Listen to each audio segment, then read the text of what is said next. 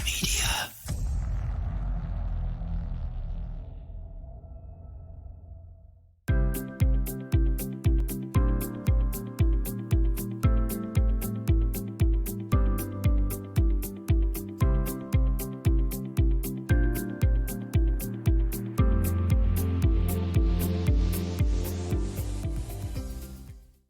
This is the Stages of the Soul podcast, a production of the Caritas Center.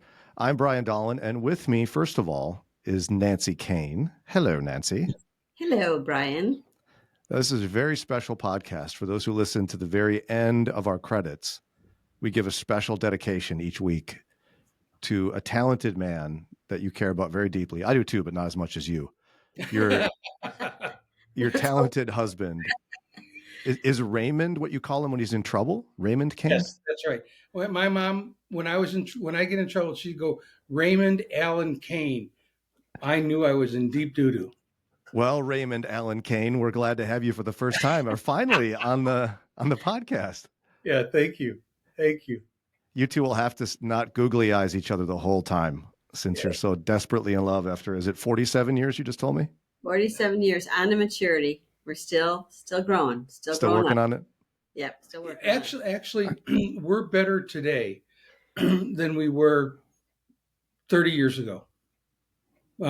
It's been an uphill improvement, between us. Upgrading. What do you mean by upgrading? We've been upgrading. Hairstyle. Communication. Yeah. Yes. Well, and I think one of the unique things about the two of you is that you're both, and I never get the order correct, but a licensed clinical professional counselor. Is that correct? Yes, that's good. You both are. We both are. The poor kids, our children. We've apologized many times. That's right. Right, because you're both psychoanalyzing them. The harder part to me would be conflict between the two of you. You can use it as a weapon if you wanted, couldn't you? And we have. Really? Yeah, we've had our diagnoses of each other at a very difficult time in our marriage. Wow. And there was a lot of fear and anger and all kinds of stuff, control, right? All that stuff. Well, now people would presume that since you're both the highest level trained counselors, that you wouldn't have conflict then because you know everything. They'd be wrong. They would be wrong. That's not the case. It's a normal part of relationship, yeah. Right. And the other part of it is the pain of our past. God uses marriage as the place to redeem us. So the negative sides of ourselves will come out in marriage. And if you don't take ownership, then you tend to throw your stuff onto the other person. And that was kind of the crux of what our entanglement dynamic was a number of years ago. We tended to point our fingers at each other or point our guns at each other rather than out to address the problem. Although we weren't using guns per se. We were figuratively. Metaphorically. Yeah, there you go. Yeah. Well, and I will say personally, the superpower that you two have, I mean, yes, it can be a challenge if you have that training to use it against each other, but you make a pretty incredible pair when it comes to counseling. And your marriage intensive rescued my marriage. And one of the only reasons my wife agreed to do it was she knew I couldn't hide when it was like an equal ratio, It was because it was the two of you and the two of us for a few days. I can usually throw, like a witty barb or something and not really answer a question and kind of move to the next person in the circle. Yes. Yeah. Yes. No, you don't let me do that. No. It's when we're with a couple, couple to couple. It's either you get real or you go home. Mm-hmm. Yeah. That's really what it comes down to. And I think the benefit too, I think you might be implying this, but having a husband and wife team, we've seen it so many times that Ray might say something to the husband and he might be very dismissive and like, oh no, I just disagree with you, Ray. And then 10 minutes later, I'll say the same thing in my own words. And it's like, Nancy, you make a really good point. I'm going to have to really think about this. And so there's something about that male-female dynamic that really works well with couples. Well, and then your insights changed my wife's life. Your diagnosis of her ADHD was a game changer for her and for us. Yeah. And you were the first one to really articulate that to her. So Oh, we love you both for that. And yeah. just a personal testimony to how important the two of you are Yeah. in my life. But I know folks will be blessed today hearing from all of us. Oh, well, thanks, Brian. Well, we care a lot about you and your and Sarah and the family for sure. So you've been a real blessing in our life. Now, today we're going to chat through, we're just going to call it, pose it as a question, so to speak. Are you dominated by fear or motivated by love? Mm-hmm. And especially for those who grew up in the church and know about love and the Bible and stuff, you'd go, well, I don't even have to listen because I'm motivated by love. Next. How often do you encounter people that don't need work in the area of fear? No, nobody. Nobody. We're all there. When you look at 1 John 4:18, perfect love casts out fear. Fear is the number one the number one challenging emotion. You have sadness, anger, and fear. Okay, 9 times out of 10, when you're afraid, you'll convert it to anger. 8 times out of 10, when you're sad, fear is behind is contributing to the dynamic of sadness, because sadness has to do with a loss of person, place, or thing. So fear, I say that if you don't manage your sin, pride, pain, or fear in your life, then they'll manage you. And I was not aware of my feelings of fear. I would convert my fear to anger or some kind of intensity, or I would put that energy towards problem solving. Mm-hmm. But I wouldn't register it as I'm afraid of fear, failure, rejection, abandonment. I wasn't registering that at all. And I know as I've gone through your spiritual formation program, I would say a similar thing. The last thing I would have thought of was fear at all. But we're going to break this down today, and I think people will better understand it. And I think it's especially important now, the news sources and psychologists talk about the loneliness epidemic we're in the midst of. Mm-hmm. But I have to believe that right next to that is a deep level of fear to create that kind of loneliness. Yeah? Sure. Mm-hmm. Sure. Yeah, I think so. I think so. I think loneliness, the perceived rejection, the perceived feelings of failure, the perceived abandonment. When you look at fear, the acronym FEAR is false evidence appearing real. So fear is catastrophic thinking. And so when we're alone, we tend to spiral into a thinking pattern that tends to more perpetuate our feelings of separation from other people. Well said. Yeah. And what's the acronym again for fear? I think someone's going to want to write that down. Yeah. Oh, sure. FEAR is false evidence appearing real. Catastrophic thinking.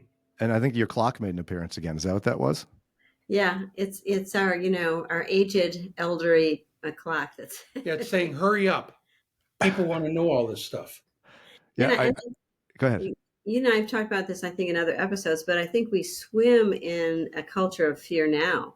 I mean, constant barrage of information that says the world's coming to an end, things are looking dire. And I think that constantly, not only is it our own historical pain that can drive fear, but also we live in an environment that's, bombarding us with fear. Well, and fear, I would say, has turned into one of the primary marketing tactics. So how do news stations and other marketers keep themselves on the air? Well, they either make you angry or scared. Right. That's how they motivate you. I hear, some Christian ministries do this too, right? Like, they want to motivate you to donate to them. So they're just going to remind you, well, the world doesn't like Christians much anymore. It's getting terrible. Best thing you could do is give us money. And because our ministry will rescue everyone. Fear motivates. Right. Oh, powerfully.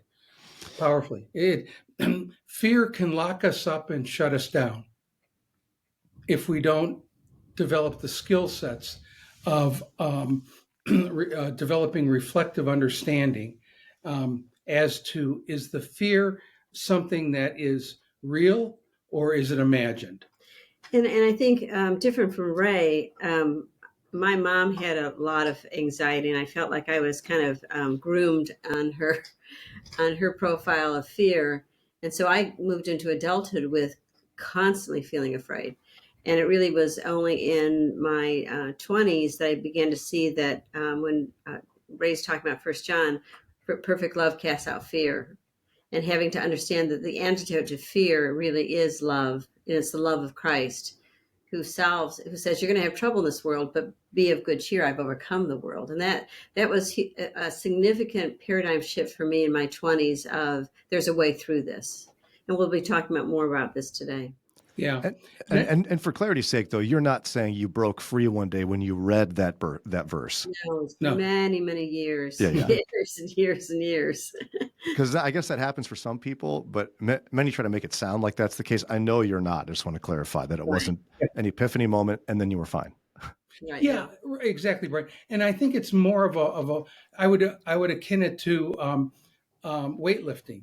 You're needing to strengthen the muscle when it comes to understanding and learning how to arrest the fear's dominance in our life. If I was to soundbite for you, I would say this: what fear fundamentally needs is truth communicated in a loving way. That's what fear needs. Fundamentally, truth communicated in a loving way.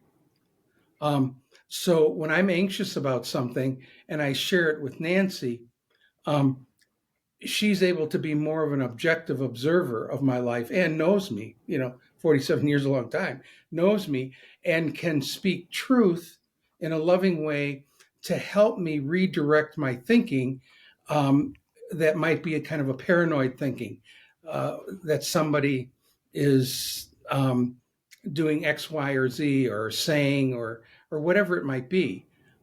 That's where a loving relationship helps. On a spiritual level, in terms of our relationship with God, to be able to learn to live in how much God loves us, that's what builds our faith. That when we know and can embrace and can internalize the dynamic and the power of God's love in our life, and we trust Him with our life, then we will have less of a propensity to be dominated by fear. That's beautiful. And I think for a lot of people, we treat love as kind of like yeah, I got it. God loves me. Okay, now tell me the verse that's going to fix this. Right? But right. It's far more often this, as you guys have taught me, it's the idea of, yes, He loves you, but you're going to have to, you can't rush that. You have to let yourself rest in it. Yes. And let it envelop you, so to speak, emotionally. And you've got to do, I think, the emotional work too, where after your help that you've given my wife and I can tell you, as my oldest daughter recently shipped off to boot camp, she joined the United States Army. I am not an Army guy. I don't know where she got it, but God bless her for it, And as she's been gone, I was finding myself experiencing different varieties of fears, not the, oh no, she's going to die kind of fear. Although that'll come up at some point soon, I would imagine. But I felt myself, as you called it, spiraling, right? And so Sarah and I have worked long enough on communication that I knew what I needed to do to help get out of this is talk to somebody about it. Yes. Right. So I was able to go to her deliberately and sit down privately and say, and it was hard to start those conversations, but I was like, I'm sure, as you can see, I'm having a really hard time. Yeah. And she was like, yes, I can see that. And we were able to I was able to kind of spill my guts. Yeah. She did active listening and did some truth speaking. And it was like a weight was lifted off of my shoulders. Incredible. But I couldn't get out of it alone, Ray. No. And Brian, what's so beautiful about what you just shared, vulnerably, by the way, thank you, is that the way Another way to antidote fear is to press into it. Hmm. Don't let it get a hold of you. And so by you talking to your daughter, there was this I don't know, magical moment, but very tender moment of interaction where she was able to reassure you, and you were able to do some self reassuring by talking. Yeah, and you said spiraling earlier, and I can tell it's not only a thing for me where if I get trapped in a fear, Yeah. it's as I get older, it's a slower spiral, Yep. but the fears become catastrophic eventually, and I can see it manifest. Like one of my kids, I have 5 kids. One of them is really good at verbalizing, Mm-hmm. so I can hear her spiral. Yes. She will be maybe in tears talking about something. Now we're going to go down a layer, and it's a little bit bigger fear tied to that. Mm-hmm. And we've had to work with her by even using that word spiraling to Yeah. kind of catch her from coming completely unglued. Yes. Mhm. Yes. But yes. it's just so easy to get trapped in that tornado. Well, it is. It is. And, for me, I can become obsessive in my thinking. And that's where the catastrophic, starts to form. The anchor for me is the truth and love. And sometimes the dialogue, the internal dialogue that I move towards is to say, there's something that I may have done to hurt somebody. And there was a consequence. It doesn't mean I have to continually beat myself up or think of myself as a bad person. It means that whatever I can do to do the repair work with that person, but if there isn't a chance to do the repair work, then I have to bring it to the Lord and say, Lord, will you forgive me? Will you embrace me? Will you remind me again of how much you love me? You see how truth and love, when we know who God is and we understand what our relationship is with the Lord, then that's a very dynamic anchor, that truth that God loves me unconditionally, Mhm. that even when I blow it, he has provided a way and means through his son Jesus to either to confess and be forgiven. And I think, there's fear. You're addressing fear of rejection or fear. Yeah. Or abandonment. And there's also like we live in a world right now where there's so much trumpeted to us of catastrophic expectation or catastrophic events that could or may be occurring, and some are occurring. I think back on when my kids were small and they went through the phase of being afraid that there was a monster in the closet. Sure. And one of the things that I would do is I would turn on the light and show them there is no monster. See, the lights are on. And I think we still continue that into adulthood, that we can create not only fear of failure, but a fear of I'm not going to be safe. Like this is going to happen. And then, oh no, this is going to happen. And this is going to happen. And then, oh my gosh, I'm going to be out of a job. And oh my gosh, we go from one fear to like a larger fear. And suddenly our whole life is coming to an end. And that's where, back to what Ray is saying, we really need truth seekers. We need people that give us reality check, that maybe sometimes are older than us, that have lived life a little longer, to say, yeah, I hear you. And let's talk about the faithfulness of God. Let's talk about how God's taking care of you. That can be helpful.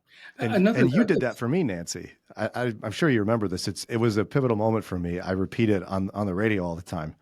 But I was beating myself up over a what I perceived as a parenting failure, and I'm in tears in front of you, and you listen and smile, and you're like, "Oh, I'm so sorry you're feeling that."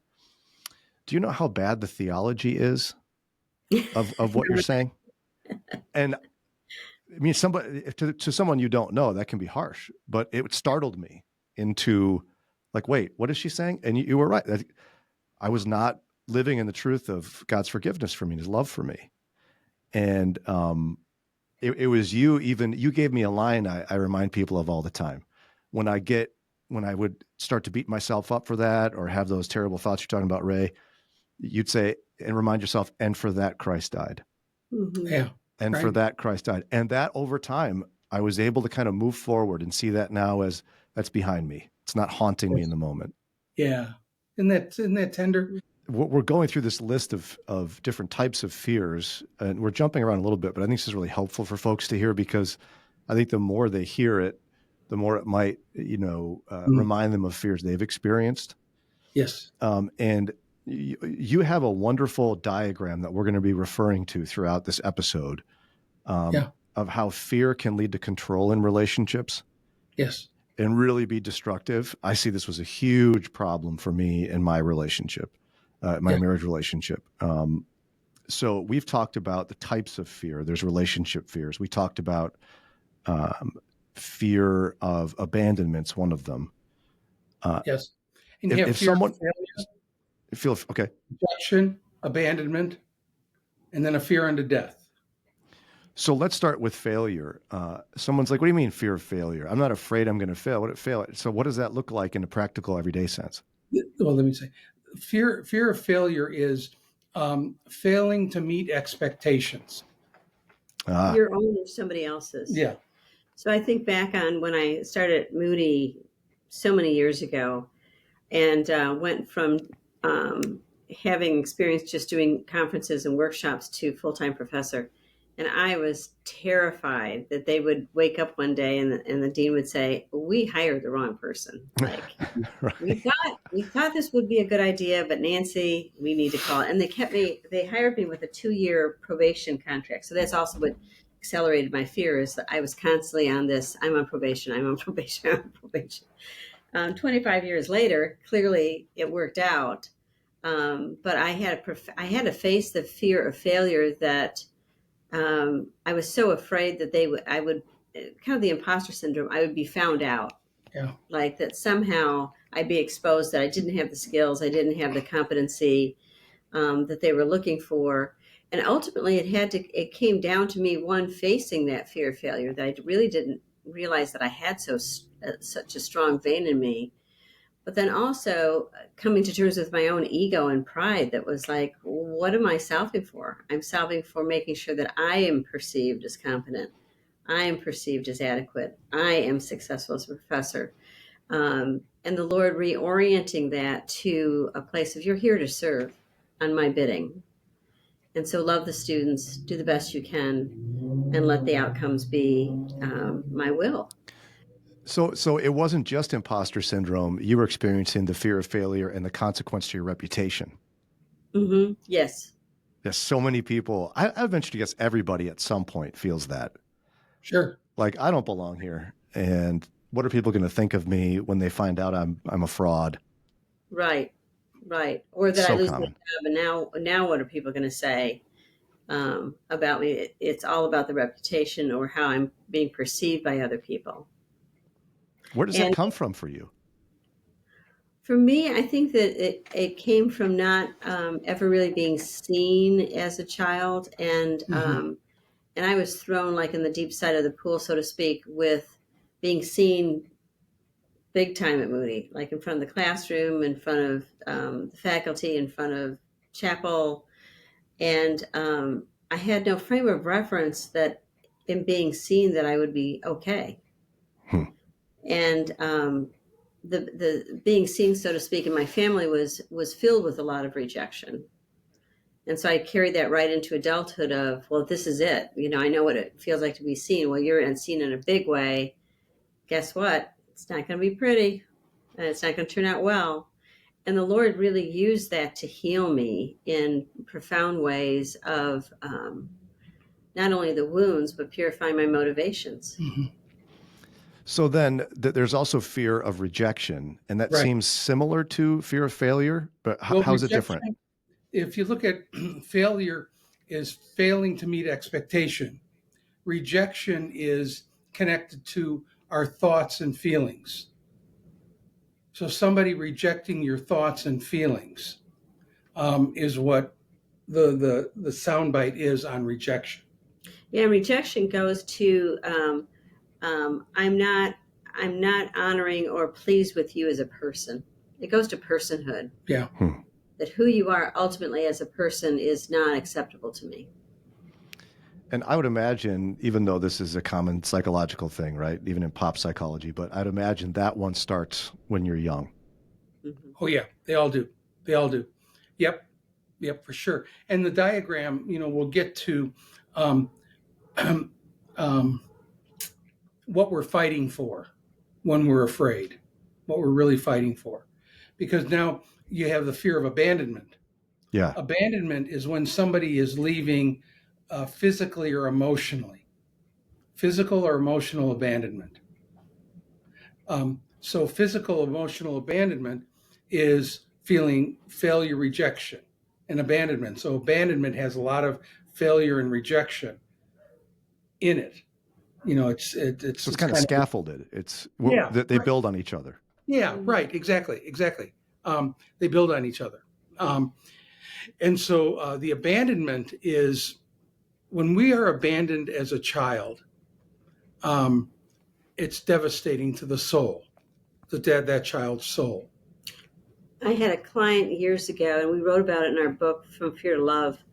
Um, it was a tragic and classic illustration of abandonment. He grew up in a family of 4 or 5 girls above him. He was the youngest. His mom would say that he reminded her of one of her past husbands, boyfriends. Mhm. She had had a number of relationships. And so she would be really kind to the girls, and then to him, she would ignore him. She'd dress him poorly, um, Ugh. constant rejection. And one day, his mom took him to the curb, and a cab pulled up, and she put him in the cab and said that she was sending him to his aunt that he had never met before. Huh. And he remembers turning around in the back seat of the cab and seeing his sisters crying at the curb. Next thing he knows, he's at this house of someone he's never met, who's now going to raise him. Tragic story, but that anchored in him. And he said, I remember thinking, I will never trust anybody again. Ugh.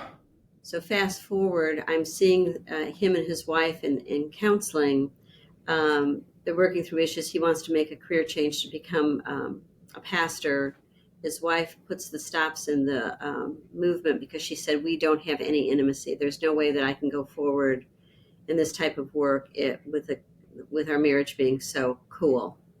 As we started to unpack that, what came forward is that decision. He said, I've held on to that decision my entire life that I would never give my heart to anyone again. Ugh. And in the process of that, of his wife hearing it, me helping him connect with the Lord to find healing, he was able to let go of that, and the relationship just blossomed. And the last I heard, they were on to seminary and moving on. But it told me how powerful those decisions and those experiences in childhood can set up a pattern for the rest of your life. And he knew it on one level, and he didn't know it on another level. Well, and in a much smaller sense, so someone can't check that off of their life and go, oh, well, I wasn't abandoned like that. What does it look like in a more small emotional sense in a family relationship to be abandoned? The definition I'd use, Brian, is this. When love was required, even out of the chute, young as you can think, when love was required but love wasn't given, wasn't provided, that's trauma. We all have traumas. Mm-hmm. We all weren't loved well because our parents, we're not perfect parents. None of us are. But the thing is that the trauma, the not being loved well, is what causes us to have emotional starvation. And that starvation in our soul causes us to want to get from other people. I like what somebody once said, when I try to get on a horizontal level what I need to get from God, I turn the people on the horizontal level into angels or devils. See, devils because they're not meeting me as I think. They're not giving me what I need, yeah. In addition, we can all either go to control, or we can, as this fellow did, lock up our hearts. Yeah. And say, I don't have an issue with rejection because they may not be aware of it, but they never have opened their heart they've sealed it off in a way that they won't feel that again. They won't take that risk. They'll be super independent, super on their own. And I've seen this a number of times. It could be a really nice Christian, but they're not emotionally available. They're not willing to take risks of vulnerability. Right. I would imagine it shows up pretty frequently in children of divorce, right? Yes. Feelings of abandonment, like one parent left, but you don't know all the dynamics behind it. Yep. Somebody once said that children are are incredible observers, but very poor interpreters. Oh, So you take a 5-year-old, a young child, they're going to think it's their fault, and that's a tremendous burden. See, And so, that's why the divorce rate for children of adult parents that are divorced, they often repeat it within a short time after their own marriage and adulthood. yeah, it perpetuates it's a generational sin in a sense that gets established.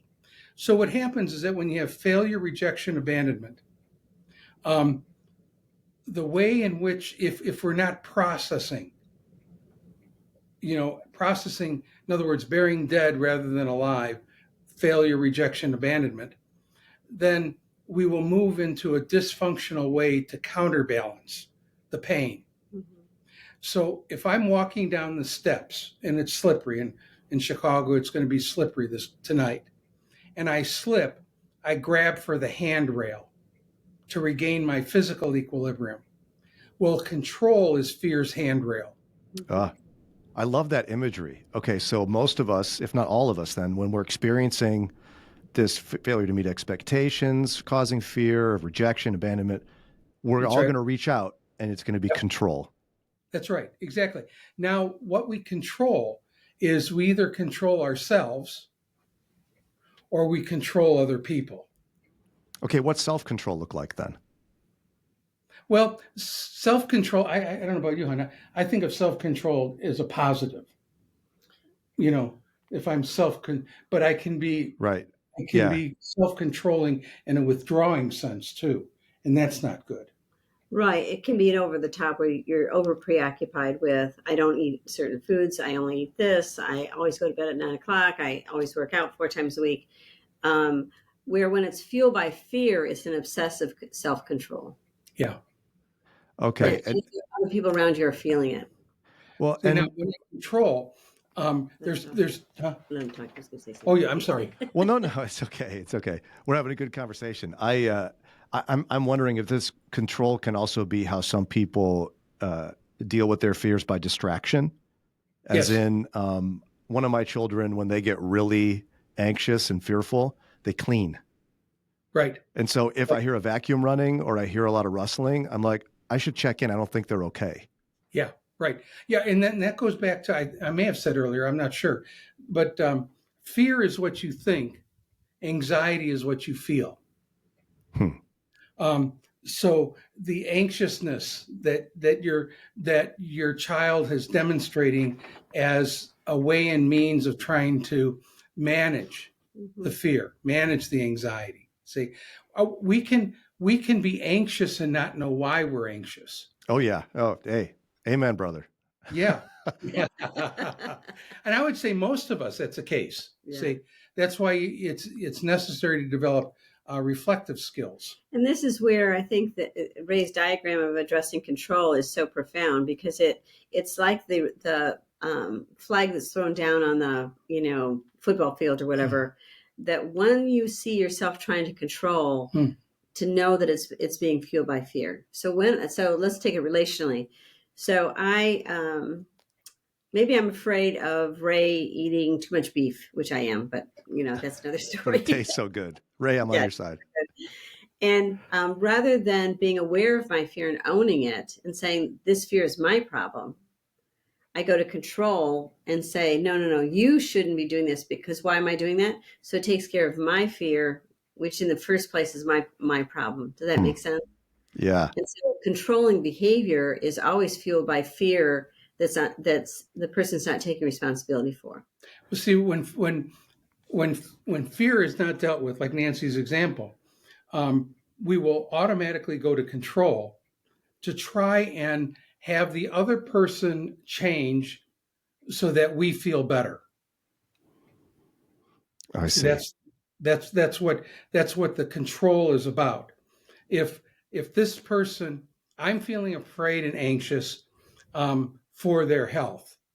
Well, if they'll just listen to me because I've been reading every book, health book that's ever been written, and I know what's best for you. What I just said, Brian, is there's no relationship in that. And fundamentally, control is not, there's no place for faith when you're trying to control. Right. Yeah. Yeah. So when Faith in the other person or in the Lord or both? Well, both. So use that silly example. So it's not a silly example. In fact, I'm kind of hungry now. Thank you. I'm thinking steak after this. Sounds good, Ray. all right, let's go for it, prime rib. We might as well just go big or go How home. about both? That's okay. But as long as I follow that fear into control, I've now made myself God. I've now made myself the determiner of what's going to happen, what's not going to happen, because I know best. Versus that the posture of faith that says, Lord, I trust you. I trust you with this circumstance. I trust you with my fears. I trust you with your providence over my life. I trust you. I'm taking my hands off and trusting that you will do your good purposes in your way. And I can't resist pointing out your clock thinks it's 5 o'clock. I was wondering if you were going to notice that. That's great. I know it's wrong, so I counted. It's not 5 o'clock where you are. It's 2 o'clock, right? Yeah, it's almost 2. Almost 2. Although the clock says it's a little after 2. I moved it back one time and it goofed it all up. I just love it. It's an old clock. We have to be nice to it. It's my grandmother's clock from the late 1800s. Well, so it's doing pretty good. I mean, it's only a few hours off. Yeah, so it's a little old, so. Yeah. So if I ever get to what would be 150 years old, I'd be probably missing counting and. Yeah, of course. Now, as you're talking about control, I'm thinking about how I used to cope with fear. It didn't feel like fear to me. So sometimes it was anxiety, sometimes it was anger. I really would, I would try to distract myself by doing something I know I can control the outcome. Yeah. Where I can feel, and I don't think I was conscious that what I was trying to do was actually regain control psychologically. But that's what I would do. I would go and do a project or something where I can start it, complete it, and now I feel better for the moment. Right. And that's why obsessive compulsive a person can move towards obsessive compulsive. So if I wash my hands, then I have done an activity that negates the anxiety that I'm feeling. The thing is that unless I go to reflection as to what is the anxiety and what is the anxiety connected to in terms of fear, what am I afraid of, and develop an antidote approach. The antidote approach is fear needs truth communicated in a loving way. And just to add as kind of a caveat to what you're saying is I think that there's a place to be able to say, I'm feeling stressed out. I need to go paint a wall or, fix the porch or whatever, because it's going to take my mind off of it. And it gives me something that I do feel some level of sufficiency about or competency about. The key is being aware of why you're doing what you're doing. And not just aimlessly, without awareness, suddenly becoming obsessed with now building a porch because it just feels good and you don't even know why. And I think to fine tune that a little bit is to say, if we're not managing the fear, then what happens is that we will move farther and farther away from being loving, both to ourselves and to others. We'll get preoccupied. Yeah, and I can also share that it came out in my marriage relationship too. I didn't view this as a fear issue, but at the end of the day, it was where, let's say I would see my wife maybe frustrated, sad, some kind of feeling. My fear was it was my fault. Yes. So I was in some way fearing rejection, abandonment. And so I would think, okay, well, it's my job now to go and make her feel better. So I would go get her like her favorite coffee or something, or a little treat. And over time, she was communicating to me that it didn't feel like a sincere gift, like it was for her. I had a Yeah. hard time translating this, but the more I reflect on it over time, the more it becomes, yeah, because it was actually about me. It wasn't about her. Yeah. Right. Yeah. Right. Right. You were taking care of yourself, and it didn't feel necessarily to her as being loving and showing interest in her. Um, See, fear, when I say locks us up and locks us and shuts us down, we become more self-absorbed, Hmm. is what we do. And also, the other component is we become more prideful, Hmm. more self-righteous. Is See, this an fear. intervention? Is that what we're doing here? Yeah, you got a podcast. We thought intervention. I would say, audience, you just saw somebody go personal. Yeah, it's so true though. I mean, you never, here's the thing for me. I never thought of it that way in the midst of it. Yeah. Yeah, No. No, I'm you not sitting here able to analyze all of this. yeah. And then to add to that, my wife and I both had a very low EQ. So she wasn't really interested in or able to share what really was going on with her. Yeah. And so we both got in this constant spiral. Right. And so there's maladaptive behavior that gets established. It's like a dance, Mhm. but you never get to the issue. Hmm. So fear, if not managed, failure, rejection, abandonment. I go to control. I control others, or I control myself. Or the environment. Yes, that could. Yeah, that's true. I'm thinking more relationally. Okay. Okay, control others or to control myself. The two ways in which I control others or myself is if I don't get my needs met, and I'll come back to what the fundamental needs are. If I don't get my needs met, then I'll supercharge my fear with anger and control more intensely. That's what the one of the dynamics that was in our marriage. And Is you know, that I think it's probably the perfect time to hit pause on that. Actually, for those watching on YouTube, show sure? this diagram because you've kind of completed the picture. So I'm going to put this up now.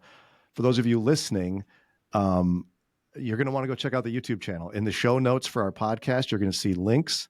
One of them will be for the YouTube channel. One will be for this particular episode. So you can see this diagram Ray created because you think in diagrams, right, Ray? Right. Yeah.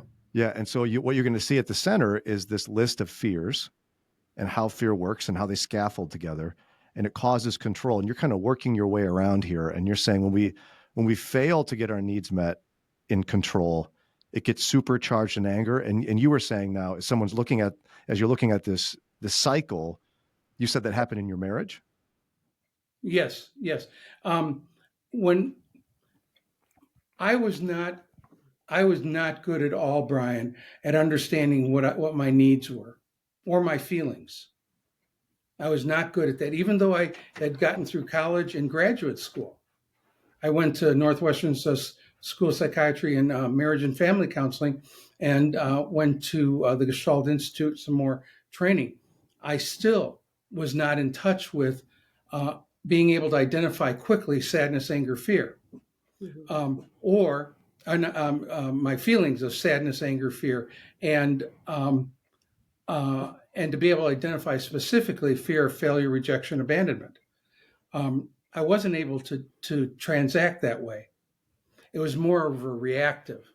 And so the way that I behaved reactively was if I wasn't getting what I felt, even though I wasn't aware of what it was that I was needing, okay, I would supercharge my fear with anger and become more intense.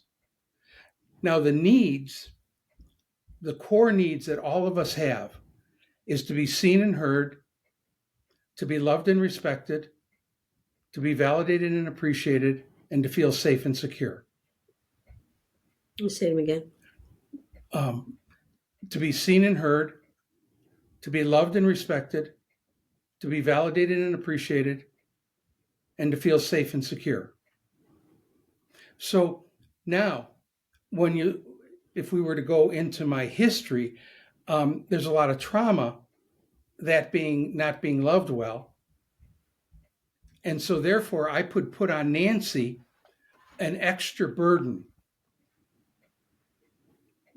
to see and hear me, love and respect me, validate and appreciate, and to feel safe and secure. When she, for whatever reason, didn't respond in the way that I thought was reasonable, rational, logical, then I would supercharge my fear with anger and really become more intense. Now, another person, the way that they'll control themselves and others is through withdrawal. Yeah, let me talk about that. So mine wasn't to well, there's ways that as we're talking about with the beef, I will try to control. But my tendency, because of the anxiety that I really had to face down for so long in my life, when Ray would come forward with control, and rather than stepping towards him in love to communicate my needs, I would withdraw. So I would go into kind of a hibernation protective of mode, to make sure that I was safe, making sure I was controlling by the false notion that I was safe when I withdraw. What did that look like practically in the relationship for you to withdraw? Not communicating. Being reactive to my intensity. Right. But probably mainly not communicating. So going off to do my own thing and appearing to be peaceful when in fact it was a withdrawal. It was a way to say, I'm not feeling safe here, but I'm not going to appear that way. I'm just going to withdraw and, be easygoing, when in fact that just really wasn't the case at all. So were you ruminating in your own head? Like you were angry in your head, but you were quiet verbally? I was judgmental in my head. Gotcha. Gosh, I was the same way. Well, we've talked about this. You and I are a lot alike. Yeah. Yeah. So I would work out a framework of why Ray is so very wrong. Because I didn't deal with my mother issues. Right. And, which was true, but still. Thanks, Brian. This session's over with. But I think that this is where, I'm forever grateful for the mercy of the Lord, because he converged circumstances for me and continues to over my life to break through my own dishonesty and deception and say that, here's the mirror. Here's what you have to look at. Forget Ray. Here's what's your responsibility. And you have the log in your own eye. It's not, Ray doesn't. He has a speck. You have the log. Now let me work on that with you. And because that notion of I'm right and he's wrong, he's out of bounds, he's too angry or he's too intense, is just fueled by the deception that I'm okay. Yeah. And fundamentally, I'm not okay. Fundamentally, I think in some ways, I think it'd be fair to say the self-righteous judgmental can be almost more lethal than the straight out anger. Wow. Because it's more of a fueling, ruminating thing in one's soul. I can see that as well, because in Ray's anger, he's actually communicating something, not in a healthy way, but it's being communicated. But if you're like me, what I would do is I'd try to get to peace as quickly as possible. And as I walk away, grumble. Yeah. And in my head. Peace. Right. Yeah. Right. It isn't even peace. It's a toning down the intensity of the moment, but it's not peace. And it's also, I remember Dallas Willard saying this, that withdrawal in a relationship is just as violent as open, is just as violent as open hostility. Another way that you've said it is silence is violence. Mm-hmm. Mm-hmm. To be silent, to withdraw, is as violent as, somebody exploding on somebody else. Because love is always engagement. Love always moves towards the person, as God is always moving towards us in love. The reverse of that then is withdrawal of love, withdrawal of one's heart, affections, personhood. And see, I could see myself perhaps even hyper spiritualizing it though, and saying to myself, Well, Jesus said, turn the other cheek. So I'm just going to take one on the other cheek this time while I walk away and grumble. Yeah. But that's not turning in the other cheek, is it? No. No, it isn't. And then the question I'd ask you is, where's your scorecard? Well, it's right here, Ray. And I'm winning. That's right. That's right. Exactly. Yeah, but I mean, I think people do this, right? They're like, well, the spiritual thing to do is don't let the sun go down in your anger, turn the other cheek. So I therefore, I'm going to ignore it and take it. Well, and I Right, think that's the self-deception is it's too easy, I think, for ourselves to just, I'll speak for myself, to deceive myself to think, oh, because I didn't behave a certain way, therefore I'm okay, because I didn't have an outburst, because I wasn't overtly harsh, I'm a good person. And that's, Jeremiah talks about this, heart is deceptive above all things. And it's very, very true. I mean, look at the failure of the Pharisees, reciting verses and praying for long periods of time and all that, thinking that they were righteous when in fact their hearts were far from God. Yeah, and this is, I'm sure it's convicting for a lot of people because we all convince ourselves right at the outset as we talk about, are you dominated by fear or motivated by love? Mm-hmm. I don't know that we realize how much fear just pervades us. My wife and I were really, I think, unaware of how much we were doing, as you called it, Ray, a dance. Yeah. A dysfunctional dance. And it's really hard to break out of it. Mm-hmm. Well, it is. Unless there's external motivation, guidance, teaching, we tend to perpetuate our patterns. And if we don't look at our story growing up, if we don't look at our childhood wounds, our brain keeps recognizing the person we're in conflict with as the problem. Right. And how does that feel for that person?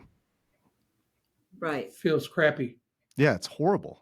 Yeah, because it's their issues that are the problem, and you're doing just fine. And I think a lot of Christian families experience this, right? They have as you and I've talked about this, Nancy, the kind of the upper Midwestern, perhaps Scandinavian, or Christian culture of, we're fine.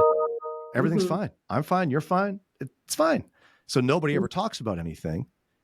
And you presume that the lack of conflict and lack of communication equals healthy, and it's not. Yeah. No. I assumed that. Right. It's not being contactful. It's not connecting. It's not moving towards vulnerability and emotional intimacy. The equation that I have in my head is that it takes empathy to be able to trust.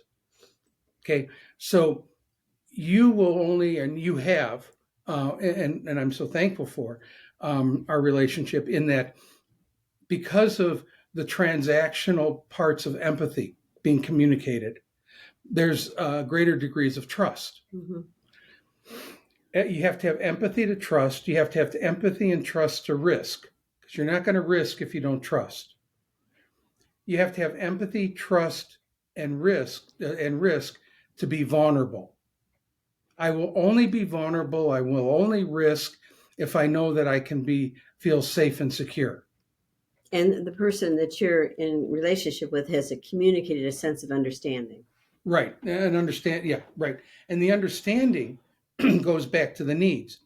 Do I feel that Nancy sees and hears me, loves and respected, validates and appreciated, and I feel safe and secure? When I have those needs being transacted and met in our relationship, then I'm willing to be more vulnerable. The more vulnerable I am, the more emotionally intimate I become. Mm-hmm. And that's where the connection occurs. See, fear bifurcates that whole process. Well said. So then how often do you encounter couples where you're like, you guys have it. You've created vulnerability and intimacy. Way to go. We don't need to help you. We have had couples come in that are healthier. How often? Is it common? No, I'd say 10%, 20% at most. Okay, so most couples struggle with emotional intimacy at some level, you're saying. Right, right, because they're getting triggered. And what I just described is an aspect of trigger. Triggering means that when I'm more intense towards Nancy than the situation calls for, it may be a legitimate. I may have legitimacy in my perspective, but if I'm more intense, emotional, reactive with anger more intensely, or for her reactiveness is withdrawal. Okay, either way, whether it's my form of being reactive with aggression or her form of withdrawal, um, it means that it's pain from the past being played out in the present. And what we know now, I can't remember if we've talked about this, Brian, but what we know now from neuroscience is that the whole notion of love at first sight is actually love at first trauma, meaning Oh, that we marry a person with comparable amount of trauma pain in their life, as well as the way they represent it. Our brains read that person as being familiar. oh So, wow. that whole old notion that's not true anymore, but that you marry your problem parent. Well, there is truth to that, though. Let me back up a little Okay. bit. Um, your brain is recognizing that there's a behavior that they're exhibiting that echoes back to your own trauma pain. Mm-hmm. And Wow. so when they say, "Oh, I feel like I've known you for my entire life," well, you've known your dad, you've known your mom. This looks very familiar. And then what happens in about 10 to 15 years, about sometimes sooner, is that there's been enough foundation laid in the relationship that on an unconscious level, the couple starts bringing out their garbage with each other, and the triggering occurs. And then they don't have the wherewithal to say, "I'm going to hold on to this," or "I'm going to behave." It's like, no, you keep doing this, and then we're off to the races with the dynamic. Wow. So we're essentially attracted to someone who has an equal level of dysfunction Yes, Yeah, because it right. feels safe and comfortable and familiar. right. Well, what's interesting, I'd add a little difference on. I tweak that this way. What Nancy's saying, what you said just now, Brian, I absolutely agree with. We're attracted to what's familiar, but the familiar has to be different enough to us to marry it. Okay. So we're Explain more. attracted. I'm attracted to Nancy because of she is like my mom in some ways. Okay, but she's different enough to where whatever the mom perceptions I might have don't overtake my interest in wanting to be with her. Ah, Does that make sense? it does.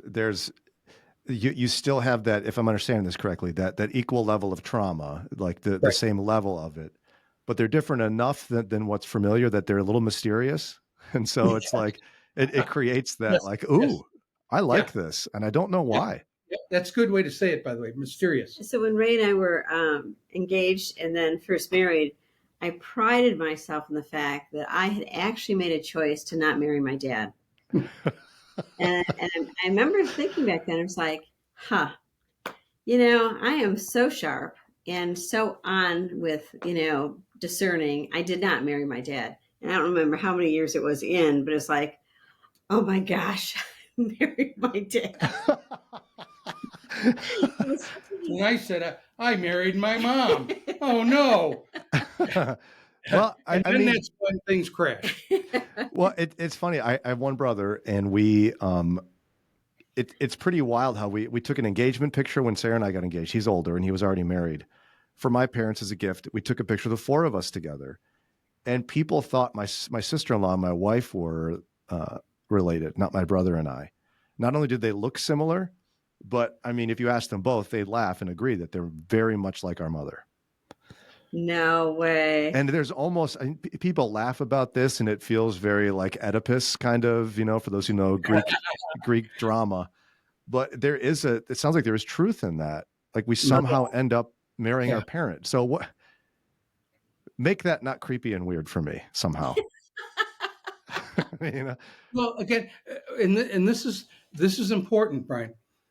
This is where faith makes all the difference in the world.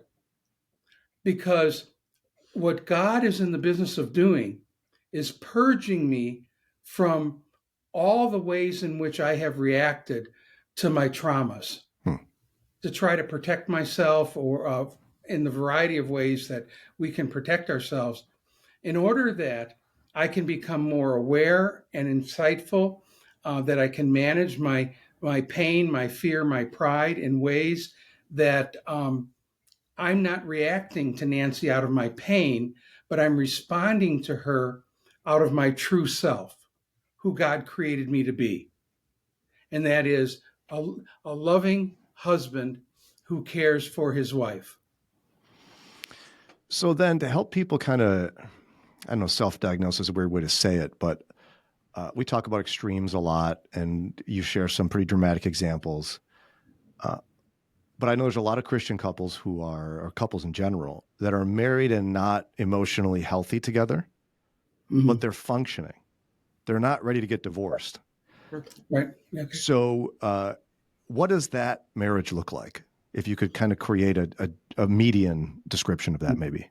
Well, I think that there's fundamentally, if we bottom line, two types of relationships. There's side by side, and there's face to face.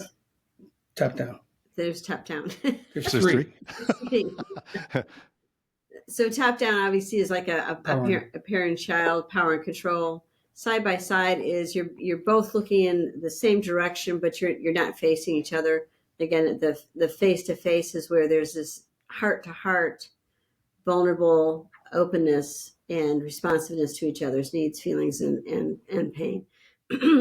A lot of couples, if they're not in a lot of conflict, will develop this side by side relationship, or even be comfortable with this power and control. But in both those scenarios, there's no intimacy. It's functional. It's like dutiful. It's performance related. It's, we raise the kids, we pay the bills, we go to church, and nothing wrong with that. But I believe God's ideal is this face to face, the sense of being known and knowing the other person. And why? Because that's God's relationship with us. He wants us to know him in this personal way, like Paul talks about. I want to know him, but also he wants us to allow him to know us, and that is best seen on the earthly level in marriage when it's a face to face. And for couples, there's generally a turning point where one or both of them are wanting that, and they have to turn from this looking out to the world. I'm doing my hands wrong. To the sense of facing each other and risking vulnerability. So there must be at some level a way in which the side by side couple is aware that something's not the way it needs to be, but perhaps they can't put their finger on it. Like or can you be just blissfully side by side, like a good team, but not really close emotionally and close intimately? There are some couples that kind of sink into that rhythm of life. And what I find has to happen is they need to cauterize at some level their hope and expectations that they can have a loving, tender relationship. Mm-hmm. Okay. So what generally happens is it's the wife, because culturally women are more in touch with their feelings and needs, that identify that there's something missing in the marriage, and the husband isn't being responsive. He's doing side by side, going to work, providing for the family, but he hasn't turned towards her in a way that she would like, in order that she can feel alive. And so can he, but he isn't even in touch with the fact that he's missing out on stuff generally. But I think I would agree with Ray. As my experience is, generally when I've listened to people talk about their marriage and they have that, one of them is expressing this dissatisfaction of the way things are, but perhaps they've moved to a place of, I've given up. It's not as I want it to be, but I've kind of settled for, well, this is the way it is. That's so sad. It is sad. Mm-hmm. It is sad because every marriage will have cycles of this. It's being able to, it's the dust gets kicked up. If what's kicked up is dealt with, then it's like blue skies, okay? Um, and you get closer. But it takes work. Mm-hmm. It takes courage. It took Nancy and I a lot of courage to face into all the things that we had to face into prior to starting the spiritual formation, 12 years ago.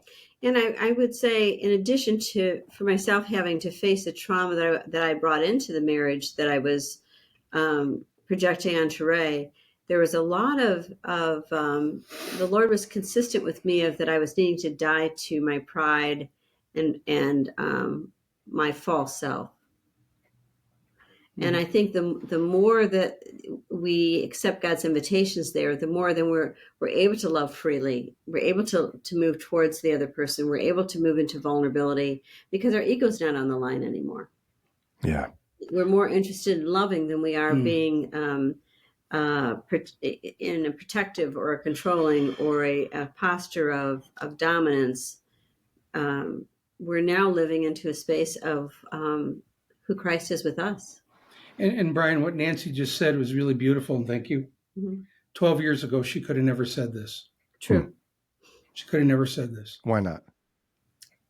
Oh, I had too much. I was unaware of how much my own trauma was being played out in my relationships. And, I'll say this until I go home. I'm so grateful for the mercy of God. Because given my own devices, I could have easily continued that pattern and not thought that really anything was all that wrong. And the Lord has pressed in and invited me to deep places of brokenness over and over and over again. But on the other side is always this greater freedom. So then what's your word for the person listening? Because often the way this works, right, is in the privacy of a car or our headphones somewhere, someone's listening to this or watching it, and they're like, yeah, I want that. I want my marriage relationship to be one that's not dominated by fear that results in control. Mm-hmm. I want this healthiness. Like, what's the first step? I would say the first step that took Nancy and I a long time to step into was I was really good at diagnosing Nancy, and she was the same with me. The first step is it's not about the other person. Mm-hmm. It's never about the other person. It's hard to hear, but it's true though. About me.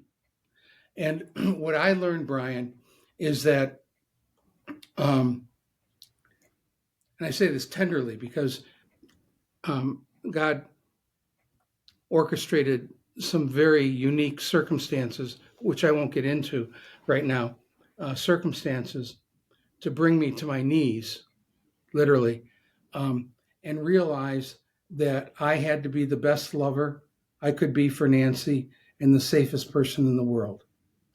That it wasn't about me being right, because what I was doing is, what I realized is that I was right in the wrong way. I had the right assessment, diagnosis, if you will, but I was wrong in the way in which I interacted or talked to Nancy, or what I was thinking, inviting her, which it wasn't. It was me controlling her.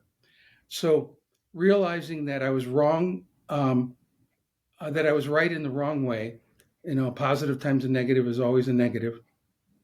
And the other is that I had to commit wholly to the notion of I needed to be the best lover I could be and the safest person in the world, because I will never know what Nancy will look like if she was loved well. And I would add to that. I remember early on in this process when we were kind of in this, we were in this toxic spiral. After a really bad therapy session, I went home and asked the Lord, like, what's going on? What's true? what do you want from me? And he led me to 1 Corinthians 13. And as I sat there, I wept through that passage and realized that I was not even close to that ideal of love. And that's love is patient and kind. It doesn't boast. The whole it's a wedding verse that's not really about weddings at all. But yes, Yeah. Right. But and then the Lord saying you need to start with a point of confession. And I remember that kind of flash of fear of like, oh my gosh, like, I mean, I'm going to have to put my dirty laundry out here. And the Lord was like, yes, you're going to begin with confession. And I wrote him a long letter and gave it to him the next morning. And that was the beginning for me of a new path of living. Really, it was beyond Ray. It was a new path of living. And I think that what we're talking about, these principles are, we've been talking about marriage, but these principles are really universal for all Christians. I really have to ask the Lord, show me myself. And I will listen to you, and I will confess, and I will repent. And it's going to sound self-aggrandizing, but I can't resist saying that this is a perfect opportunity as well for somebody. If you want to do your own work on this, apart from a relationship, consider the Caritas Center Spiritual Formation Program. Mm-hmm. You all help people work through spiritual and emotional health together. Mm-hmm. I would recommend, just from my own experience, that you all still do marriage intensives, right? Right. And it sounds scary because it's got the word intensive on it, but I think it's a powerful tool. And can you give just a quick picture of how that works for people? Sure. It's two 6-hour days, which might sound like a lot, but it goes by really fast. So fast. Yeah, it does, doesn't it, Brian? Yeah. So fast. When people are outside of the Chicago area, then we'll do 2 6-hour days. If they're in the Chicago area or driving distance from, we'll do 6 hours on a Friday and 3 or 4 hours on a Saturday, and then park some time for another opportunity to get together on that end. I will interview the couple to make sure that it's the right fit. And you've known me well enough that I pick up on things pretty quickly. So yep. I'll talk to the husband, talk to the wife, and then I talk to the both of them. That might be 2.5 hours of time that I put in at no charge to be able to outline what I see to be some of the issues, and to see if what I'm picking up on, fits what their experience has been. So I do that, and then we book some time for them to come in. And if I was to bottom line it for you in a soundbite, I'd say this: our heart's desire is that people leave the intensive looking more like Jesus after they leave than when they came in, because we want people to look like Christ. And so we integrate in a very intimate way, I think, faith and personal growth and change in the process. And I'm going to direct people to CaritasCenter.com again for all that. You can connect to Ray and Nancy through their spiritual formation program. And even just from my own experience, we did the marriage intensive while we were also working with a marriage and family therapist as well. And so that suffix for those looking for that specialty is MFT, right? Marriage and family therapist. Yes. Where that psychologist has gotten some specific training in marriage therapy. Yeah, right. I would say, this might sound funny, and you can correct me on this because you might not agree. If you really want to grow in marriage in this way, your pastor may not be the best place to start right. or finish. They're not necessarily equipped on this. No. Yeah. I would say that unless you get to the precipitating issues, that is the pain, the sin, the pride, the fears that are fueling whatever the dynamic is that's shutting off the valve of love in your marriage, it's a special kind of operation. Yep. It is. I think it requires the right training and such. We had a pastor walking alongside of us on the way, but he yielded to the professionals. And I think that was the way the best Yeah. way where Sarah and I could get the help we needed. That's So, right. Yeah, it's good for the pastor to be the pastor and let the professional, do their work. And just as a caveat, Brian, not all therapists have done their work. Mm. yeah. And if they haven't done their work, then they can't be sensitive to the nuances of what we're talking about here today.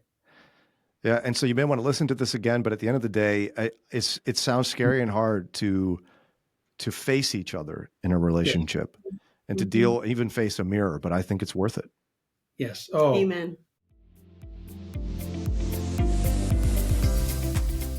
The Stages of the Soul podcast has been a production of the Caritas Center for Christian Formation in partnership with Stained Glass Media. Don't forget to subscribe to, rate, and review this podcast to help us spread the word. Nancy Kane is a licensed professional clinical counselor, retired professor, author, and speaker. Brian Dolan is a radio host, podcaster, and former public school teacher. Be sure to check out the Caritas Center's Spiritual Formation Program, as well as more information about this podcast at thecaritascenter.com. That's thecaritascenter.com. And last, but certainly not least, special thanks to the man, the myth, and the legend, Ray Kane, for his guidance, support, and expertise. Talk to you next time.